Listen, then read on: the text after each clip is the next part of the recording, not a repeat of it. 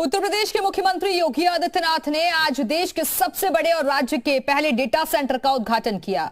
योगी ने ग्रेटर नोएडा के knowledge park 5 में स्थित Yotta hyperscale data centre का उद्घाटन किया और यह डेटा सेंटर पूरी तरह से अत्याधुनिक तकनीक से लैस है। इस डेटा सेंटर को हीरानंदानी ग्रुप ने तैयार किया है और इस कार्यक्रम में केंद्रीय रेलवे, संचार, इलेक्ट्रॉनिक्स और सूचना प्रौद्योगिकी मंत्री अश्विनी वैष्णव और इलेक्ट्रॉनिक्स और सूचना प्रौद्योगिकी राज्य मंत्री राजीव चंद्रशेखर भी मौजूद थे।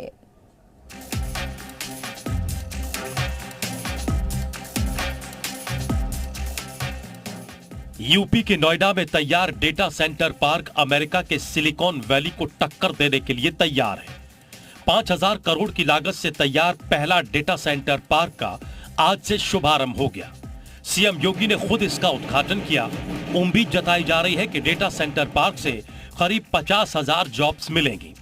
हीरानंदानी समूह की ओर से विकसित करीब 3 लाख स्क्वायर फीट परिसर में फैले इस डेटा सेंटर पार्क को केवल 24 महीने में तैयार कर लिया गया। इस डेटा सेंटर की पहली बिल्डिंग को योटा D1 नाम दिया गया है। यह डेटा सेंटर कई मायनों में महत्वपूर्ण है।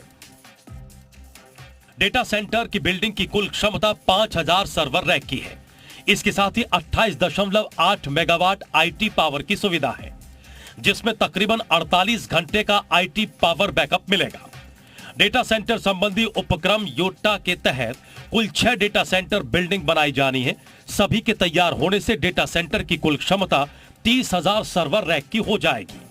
Data centre park digital India की पहल को आगे बढ़ाएगा।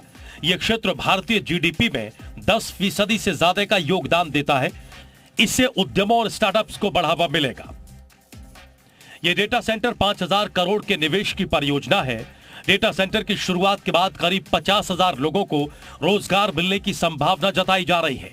अब डेटा रखने के लिए दूसरे देशों की तरफ देखने की जरूरत हमारे देश को नहीं पड़ेगी। ब्यूरो रिपोर्ट, जी मीडिया। तो डेटा सेंटर से फायदा क्या कुछ होने जा रहा है, ये भी आपके लिए समझना बेहद जरूरी हो जाता है। ये ग्राफिक्स के जरिए आपको कुछ जानकारियां देते हैं। सोशल मीडिया का डेटा सुरक्षित रखने में इससे मदद मिलेगी।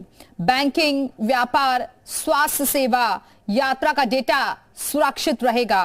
और अभी पर्याप्त सेंटर नहीं होने से विदेशों में रखा जाता है डेटा, लेकिन अब आपको अपने भारत में ही यह सुविधा उपलब्ध रहेगी।